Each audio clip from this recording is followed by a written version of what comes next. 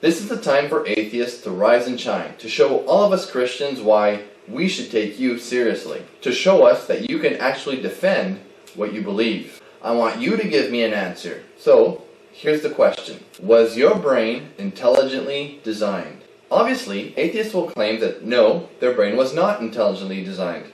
So, doesn't that raise a few red flags for you?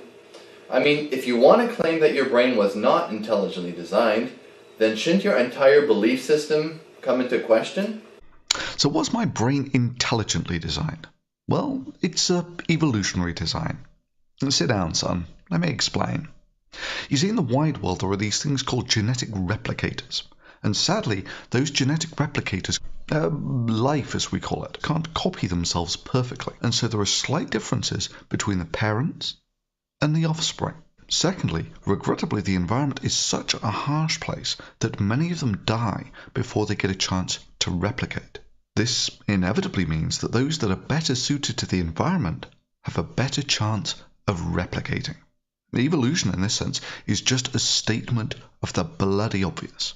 That is, you see more replicators that are suited to the environment because they can survive and reproduce better in that environment. In simple terms, we would describe the genes of the population as a gene pool. We would simply say that the factors of imperfect replication and environmental attrition result in the gene pool being plastic to the environment. So from this, you can see that evolution can quite happily give the appearance of the gene pool being designed for the environment because the gene pool is plastic to the environment. Now, for many multicellular organisms, one of the factors that determine survivability is a rudimentary level of predictivity. And that is, say for instance, an organism that can watch others fall off a cliff to their deaths and work out that falling off cliffs is bad would have a distinct survival advantage in an environment with lots of cliffs. One of the better examples of this on the planet is the human brain. One of the purposes that it serves is as a rudimentary future predictor. That is, it can form models of the world that have utility in their ability to make predictions. And even that imperfect ability is still a bloody good survival characteristic. It's fairly rudimentary though, and you only have to imagine what your understanding of the world would look like if you hadn't been given access to a first world education. And if you hadn't been allowed access to the combined and best knowledge gained by the smartest minds of mankind over the past few hundred years, just to get a feel of your native abilities. I couldn't have figured out a tiny fraction of what I currently know if I wasn't able to read the minds of the smartest dead people around. But because we can, we have seen further than many of them could have even dreamed. So yes, the human brain is a moderately sophisticated temporal extrapolator that is the current generation of a still running evolutionary routine that gives the appearance of design. Obviously, atheists will claim that no, their brain was not intelligently designed. So, doesn't that raise a few red flags for you? I mean, if you want to claim that your brain was not intelligently designed, then shouldn't your entire belief system come into question? So no, it's not an intelligent design. It's an evolutionary design. And because of that, you can mostly trust it. Because what has been selected for is something that does have a rudimentary predictive understanding of the universe, or truth as you would call it. That is, what has been selected for is something that could be trusted when it comes to decision making in the environment. And this is the same for many of the other brains of other animals on the planet. And that's the reason you don't see many organisms doing really, really stupid things. Because natural selection's kind of good at filtering that sort of thing out.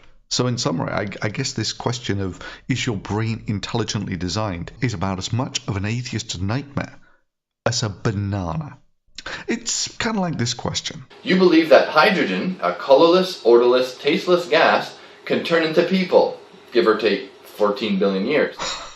Don't you just love it when these people try and talk science? I mean, isn't the sun mostly hydrogen? It doesn't look very colorless to me. And I'm pretty sure it would taste like burning. But let's ignore that for the moment and just take hydrogen as the colourless, odourless, tasteless gas. When mixed with our atmosphere, it can turn into water in about a millisecond, never mind billions of years. And this creates water. And water, in case you didn't notice, can become part of you in the time it takes to swallow.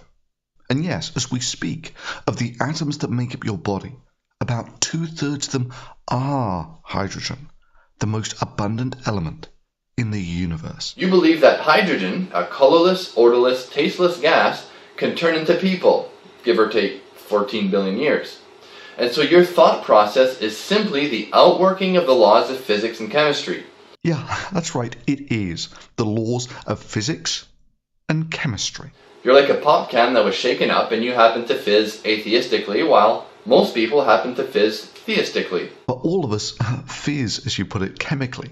That's the reason why you have to breathe about 20 times a minute. It's because it's a requirement to keep, how do you describe it? Fizzing? And yes, the reason that soft drinks are fizzy and the reason you have to breathe have the same physical origin. That is, they are both all about gases dissolved in water. And so your thought process is simply the outworking of the laws of physics and chemistry. I mean, if you really don't believe in biochemistry on this level, then please, by all means, be the first to show us that a man doesn't need to breathe to keep living. Or fizzing, as you call it. Just bear in mind that natural selection historically hasn't been a great fan of humans who decided they didn't need oxygen to run the energy economy of their body and allow their neurons to function. That is, to allow them to think. Let me translate that into creationese. Humans require air to fizz, and without it, they go flat. There are other subtle clues to the fact that you are, like every other mammal on this planet, a biological reactor. Usually most people have noticed after the first 20 years or so that you have a need to cram suitable organic matter into one orifice and then, after a suitable amount of time, squeeze it out of another. Because you are a biological reactor. Without a couple of 100 grams of suitable organic matter and about a kilo, that's about 2 pounds of oxygen, you will stop fizzing, as you call it. Now, yeah, it's true that the neurons are wired differently in different brains. That is, different brains have some differences. I'll give you that completely. So, for instance, when I was first confronted with this aggregate knowledge of mankind, my first thought was, dear God, what a fantastic opportunity to climb to the top, to stand on the shoulders of the giants and to see further than anyone has ever seen before. And my hard work in climbing that mountain has been rewarded with an insight into the universe you couldn't even begin to fathom. I feel the earth move under my feet. I see the universe from the subatomic to the intergalactic. I see processes from billionths of a second to billions of years. I see the history of the hydrogen that makes up some 2/3 of the organism that is currently making this video. And I dare to hope where they may go in the next billion years. And because of the wonders that I know you will never see, I pity you. I pity people like you who had this amazing opportunity. People who had won this golden ticket to see the wonders of the universe, an opportunity that few in the history of mankind have ever had.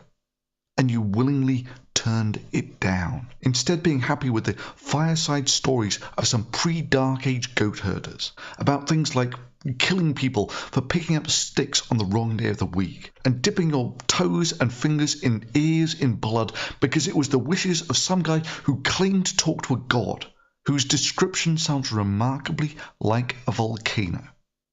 Dear God, you have wasted your life. I beseech you, as someone who has stood on top of the mountain, do not waste the rest of it.